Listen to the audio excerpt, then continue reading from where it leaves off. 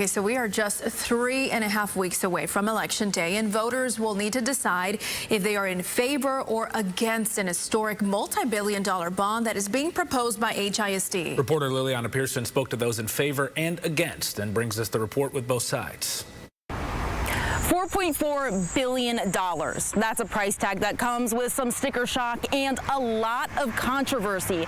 Everyone here at the Houston Independent School District, they agree that schools, they need the money. What they can't agree on is how or when we're going to get it. At Burbank Middle School in Houston's North Side, they are bursting at the seams. To give students some elbow room, temporary buildings known as T buildings were brought in. But after years of use, they don't seem so temporary.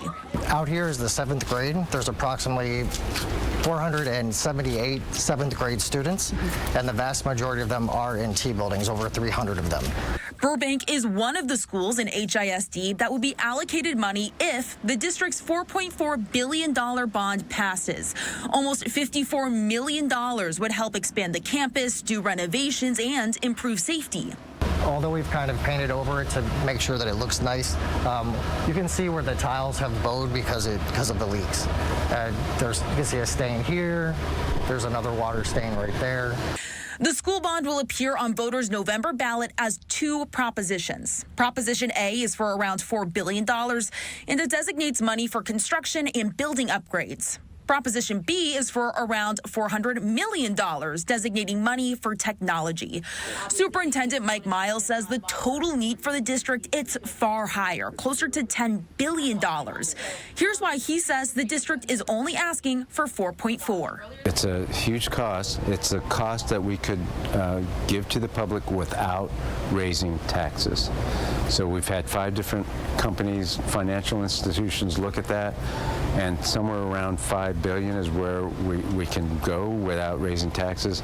Not raising taxes and funding public ed? But how? According to HISD's budget, the district debt obligation will be almost zero by 2043. If the district takes on no additional debt, it could even lead to lowering taxes.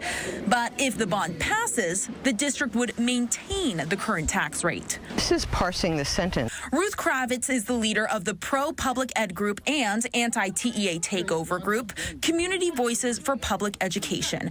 She says it's this kind of walking around the details that adds to the lack of trust people have in the district. Many also feel that there's no true transparency. Miles was appointed by the TEA. The Board of Managers was appointed by Miles.